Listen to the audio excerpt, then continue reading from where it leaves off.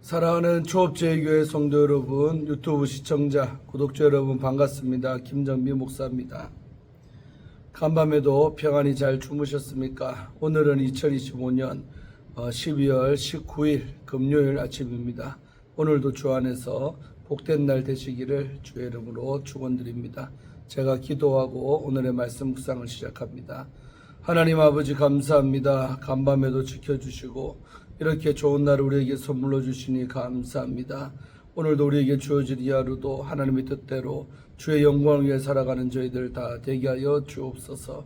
이 시간 말씀 묵상 통하여 주의 음성을 듣게 하시고 들은 대로 깨달은 대로 순종하며 살아가는 저희들 되게 하여 주옵소서. 예수님 이름으로 간절히 기도하옵나이다. 아멘. 할렐루야. 좋은 아침입니다. 오늘 함께 말씀 묵상하실 본문의 말씀은 여호수아 21장입니다. 8절부터 26절의 말씀입니다. 우리 한 번만 개역 개정판으로 함께 읽도록 하겠습니다. 여호와께서 모세에게 명령하신 대로 이스라엘 자손이 제비 뽑아 레위 사람에게 준 성읍들과 그 목초지들이 이러하니라. 유다 자손의 지파와 시므온 자손의 지파 중에서는 이 아래에 기명한 성읍들을 주었는데 레위 자손 중 그와 가족들에 속한 아론 자손이 첫째로 제비 뽑혔으므로 아낙의 아버지 아르바의 성읍 유다산지 기럇 아르바 곧 헤브론과 그 주위의 목초지를 그들에게 주었고 그 성읍의 밭과 그 졸락들은 여분네의 아들 갈렙에게 주어 소유가 되게 하였더라. 제사장 아론의 자손에게 준 것은 살인자의 도피성 헤브론과 그 목초지요 또 림나와 그 목초지와 얏딜과 그 목초지와 에스드모아와 그 목초지와 홀론과 그 목초지와 드빌과 그 목초지와 아인과 그 목초지와 유다와 그 목초지와 베세메스와 그 목초지이니 이 두 지파에서 9성읍을 냈고 또 베냐민 지파 중에서는 기브온과 그 목초지와 게바와 그 목초지와 아나돗과 그 목초지와 알몬과 그 목초지 곧 네 성읍을 냈으니 제사장 아론 자손의 성읍은 모두 13성읍과 그 목초지들이었더라. 레위 사람인 그앗 자손 중에 남은 자들의 가족들 곧 그앗 자손에게는 제비 뽑아 에브라임 지파 중에서 그 성읍들을 주었으니 곧 살인자의 도피성 에브라임 산지 세겜과 그 목초지요 또 게셀과 그 목초지와 기사인과 그 목초지와 벳호론과 그 목초지이니 네 성읍이요 또 단지파 중에서 준 것은 엘드게와 그 목초지와 기쁘돈과 그 목초지와 아얄론과 그 목초지와 가드림몬과 그 목초지이니 네 성읍이요 또 므낫세 반지파 중에서 준 것은 다하낙과 그 목초지와 가드림몬과 그 목초지이니 두 성읍이라. 그앗 자손의 남은 가족들을 위한 성읍들은 모두 10성읍과 그 목초지들이었더라. 아멘. 네, 오늘도 함께 먼저 우리 주의할 때 은혜 받기를 축원합니다. 자, 오늘 8절 한 절 말씀은 전체 분배의 소개가 나오고 있습니다. 8절은 1절에서 7절의 핵심 요약이며 동시에 이어지는 본문이 설명하는 성읍 목록을 소개하는 서론의 역할을 하고 있습니다. 레위인은 성읍과 함께 이를 둘러싼 일정 규격의 목초지를 함께 받습니다. 동서남북 방향으로 2000 규빗을 측량한 사각형 모양의 땅입니다. 비평계열 학자들은 이 정형화된 규격이 후대 편집의 증거라고 주장을 합니다. 각 성읍을 둘러싼 지형이 모두 동일하지 않을 텐데 동일하게 규정한 것은 실제 상황을 반영하지 않은 후대의 탁상 공론에서 나온 규칙이라고 추측을 합니다. 그러나 꼭 이를 후대의 편집으로 볼 필요는 없습니다. 성읍을 둘러싼 환경, 지형은 물론 달랐을 것입니다. 모든 성읍의 지리적 상황에 맞추어 모든 것을 각각 기록할 필요는 없습니다. 이 규칙은 반드시 동일하게 적용된 상세 설계도가 아니라 레위인의 생활을 보장하기 위한 원론적 규정으로 이해하는 것이 타당합니다. 이를 바탕으로 각각의 성읍에 맞는 세부 규칙이 있었을 수도 있습니다. 실제 고대 근동 법전들도 현실을 일일이 반영하기보다는 이상적인 규범을 제시하는 경우가 많았습니다. 따라서 본문의 규격은 최소한의 생계를 위한 균형 잡힌 제도적 장치로 볼 수가 있습니다. 결론적으로 땅을 기업으로 받지 못한 레위인에게 하나님이 기업이 되신다는 신학적인 메시지 안에서 목초지 규정은 단순한 행정적인 수치가 아니라 하나님의 은혜를 상징하는 원리적 또는 교훈적인 장치라고 이해하면 되겠습니다. 다음으로 우리 9절부터 19절의 말씀은 아론 계열의 아용 계열이 받은 성읍들이 나오고 있습니다. 재복귀를 통해 유다와 시므온 지파가 먼저 성읍들을 제공합니다. 9절과 10절이죠. 이 계열이 가장 먼저 제비를 받은 것을 본문이 명시적으로 말하지는 않지만 여호와께서 제사장의 직분에 특별한 우선권을 두셨음을 암시하고 있습니다. 10절이죠. 본문은 기럇 아르바 곧 헤브론을 가장 먼저 언급을 합니다. 그런데 헤브론은 앞서 갈렙에게 주어진 성읍입니다.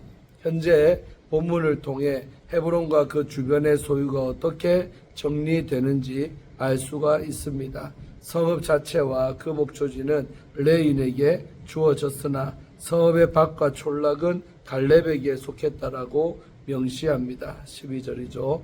즉 성읍의 중심부와 주변부가 구분되어 분배된 것입니다. 더하여 본문은 헤브론이 단순한 레위 성읍이 아니라 도피성으로 지정되었음을 강조합니다.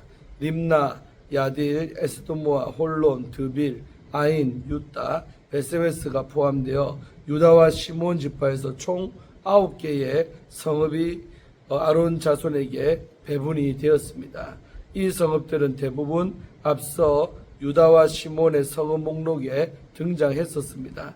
유다의 남부 산지와 서부 지역의 저지대, 또 블레셋 경계와 가까운 지역에 위치해 제사장이 이스라엘 전역과 접촉할 수 있는 지리적인 이점이 있는 지역입니다.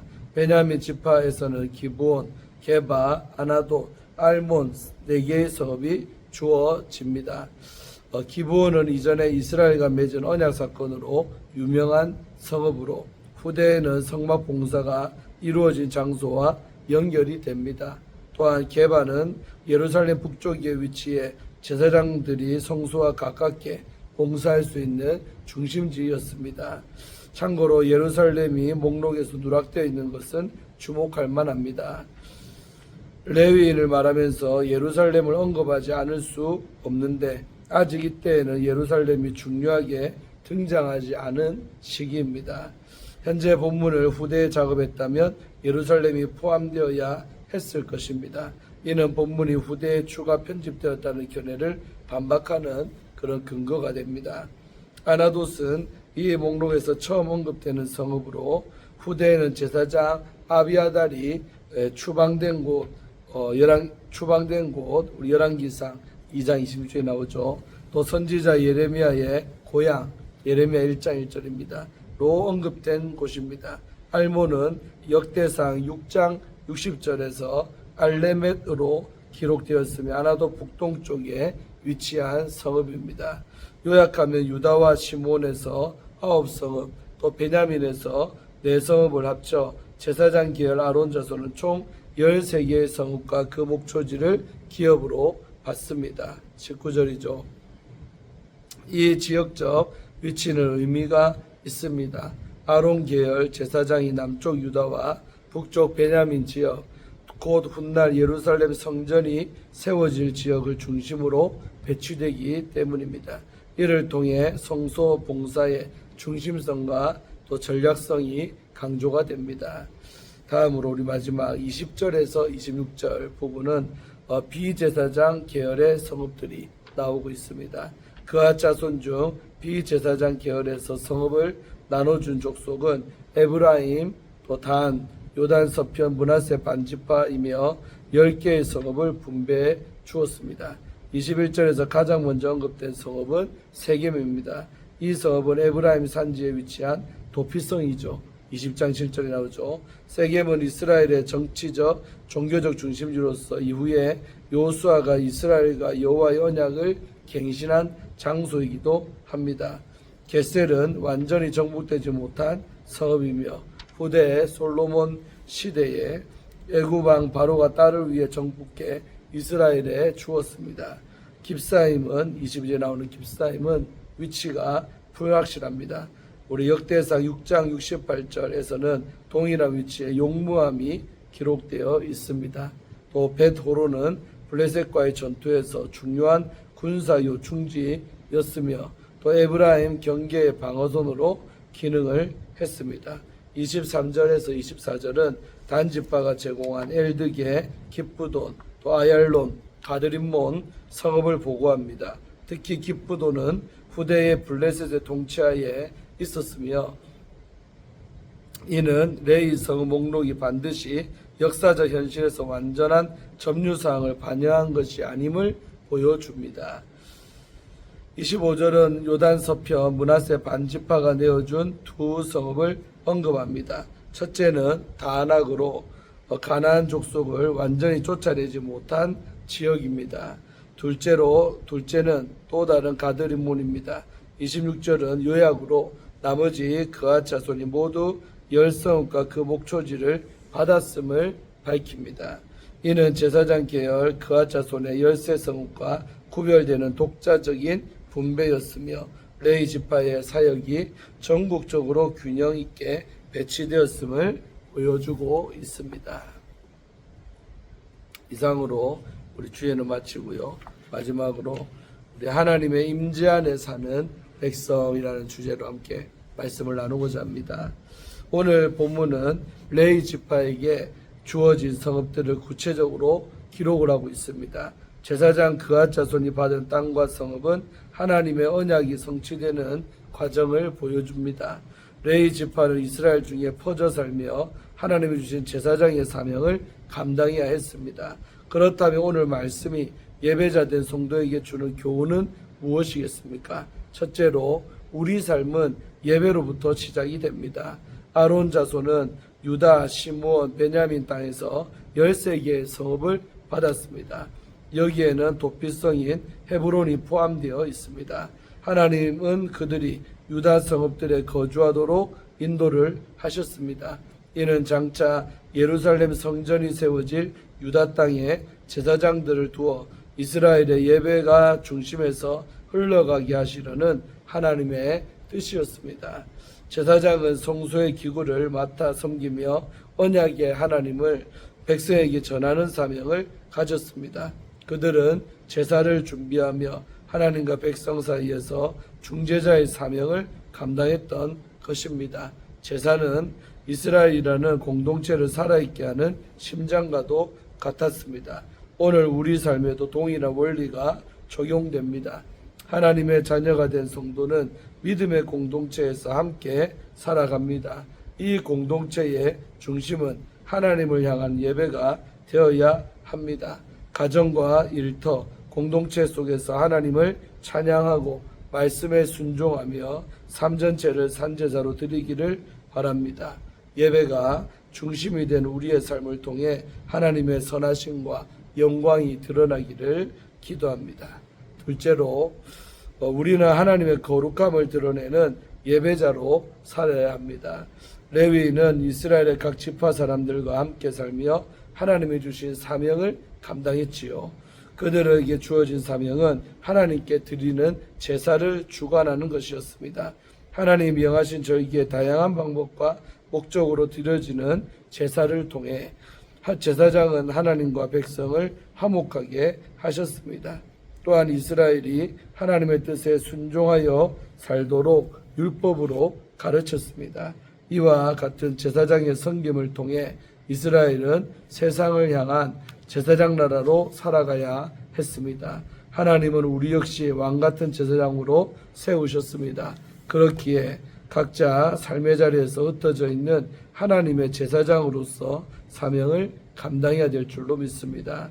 가정에서는 사랑과 기도로 가족을 돌보고 또 일터에서는 정직과 성실로 하나님의 성품을 드러내며 또 공동체에서는 섬김으로 하나님의 선하심을 전하시기를 바랍니다. 삶의 모든 순간이 예배가 될 때 세상은 우리를 통해 그리스도를 볼 것입니다. 삶의 자리에서 제사장적 사명에 순종하는 성도가 되시기를 기도드립니다. 마지막으로 우리는 하나님의 은혜를 전하는 예배자로 살아야 합니다. 하나님은 레위인을 통해 이스라엘 가운데 하나님의 임재와 은혜가 끊이지 않도록 하셨습니다.